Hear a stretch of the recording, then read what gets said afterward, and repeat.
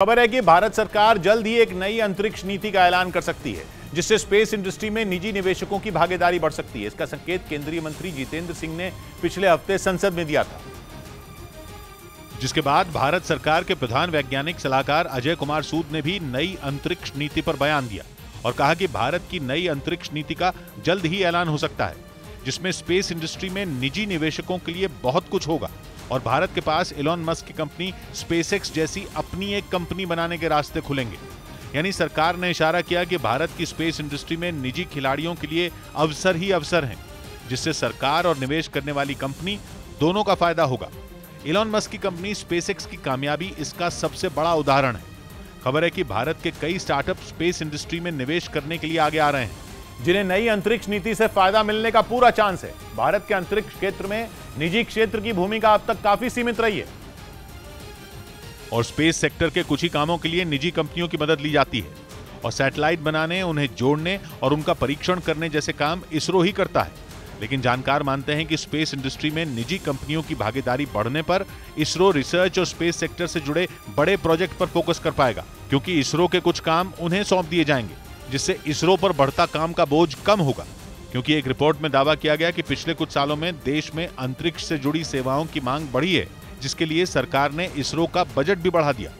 सरकार ने साल 2022-23 के बजट में डिपार्टमेंट ऑफ स्पेस को 13,700 करोड़ रुपए दिए हैं। मतलब इसरो की बढ़ती मांग की वजह से सरकार उसका बजट तो बढ़ा रही है, लेकिन वर्कलोड नहीं घट रहा और माना जा रहा है कि इसी वजह से सरकार नई अंतरिक्ष नीति लेकर आने वाली है, जिससे स्पेस सेक्टर में मनी और मैन पावर दोनों बढ़ेगा। यानी इसरो और निजी कंपनियां दोनों फायदे में रहेंगी।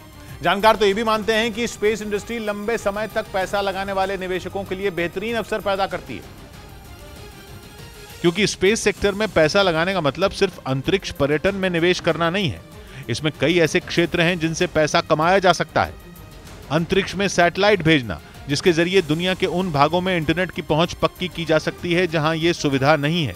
इसके अलावा दोबारा प्रयोग होने वाले रॉकेट और अंतरिक्ष में ईंधन पहुंचाना भी एक बहुत फायदे वाला काम है। साथ ही एस्ट्रॉयड पर खनन करना भी स्पेस इंडस्ट्री का हिस्सा है।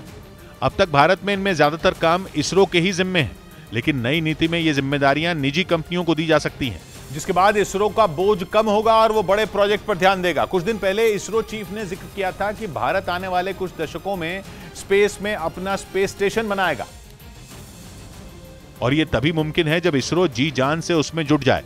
माना जा रहा है कि निजी कंपनियों की एंट्री से इसरो का अपना स्पेस स्टेशन बनाने का सपना सच हो पाएगा। एक और बड़ी बात यह कि निजी निवेशकों के आने से भारत की स्पेस इंडस्ट्री और फलेगी फूलेगी। एक रिसर्च में बताया गया कि भारत अंतर्राष्ट्रीय स्तर पर स्पेस इंडस्ट्री का छठा सबसे बड़ा खिलाड़ी है और उसके पास दुनिया की अंतरिक्ष कंपनियों का 3.6% हिस्सा है, लेकिन यह लगातार बढ़ रहा है।